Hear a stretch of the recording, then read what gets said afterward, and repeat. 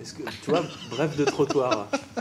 Bref de trottoir. Au final, là, leur projet, il est vraiment rentable. Parce qu'il y a eu... Rentable?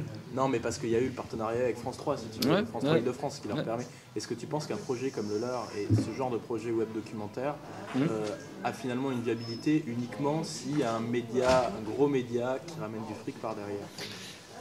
Sans doute que, au sens stricto sensu des chiffres et du pognon net qu'ils vont avoir en poche en donné, sans doute que oui.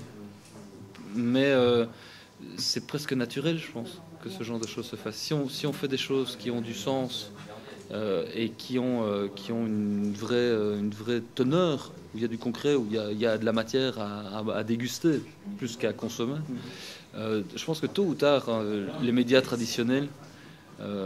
L'intérêt, c'est qu'il a été récupéré. C'est qu'il n'a pas été. J'aime pas le mot récupérer. Oui, non, mais il a été voilà. créé, construit, développé à l'extérieur, Ouais. jusqu'à ce que France 3 se rende compte qu'au final c'était une pépite et qu'il y avait une chose à exploiter sur le web, mais aussi en télé. Ça, je pense qu'il va y en avoir de plus en plus. Des initiatives comme celle-là. Et d'autant plus que ça va être des projets complètement hybrides, des trucs qui ont peut-être même rien à voir, et où on va mettre des développeurs avec des journalistes, avec des graphistes, avec des designers, parce qu'on fait appel à d'autres parties du cerveau des gens quand on montre l'information plutôt que uniquement par écrit.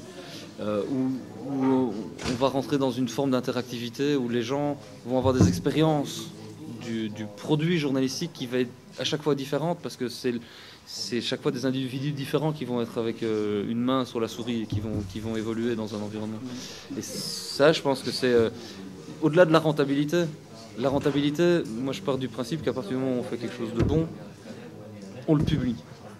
Et si on est convaincu de ce qu'on fait, on publie. Et si à un moment donné, le contenu est vraiment bon, tôt ou tard, il y a quelqu'un qui va venir et qui va dire « Moi je te mets de la thune sur la table parce que je veux que tu continues à le faire ».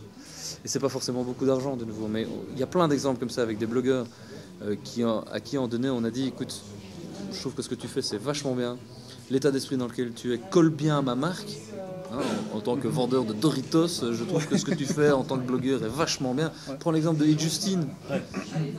Cette bonne femme, elle y est allée au culot, elle a créé des trucs, à un moment donné des marques sont arrivées en disant l'état d'esprit dans lequel tu crées des contenus, moi ça m'intéresse et je veux que ma marque soit associée à ça. Donc je vais te filer de la thune uniquement pour qu'il y ait mon logo qui soit quelque part en arrière-fond. On va pas agir au niveau du rédactionnel, on va pas te dire filme ça ou filme ça ou ça.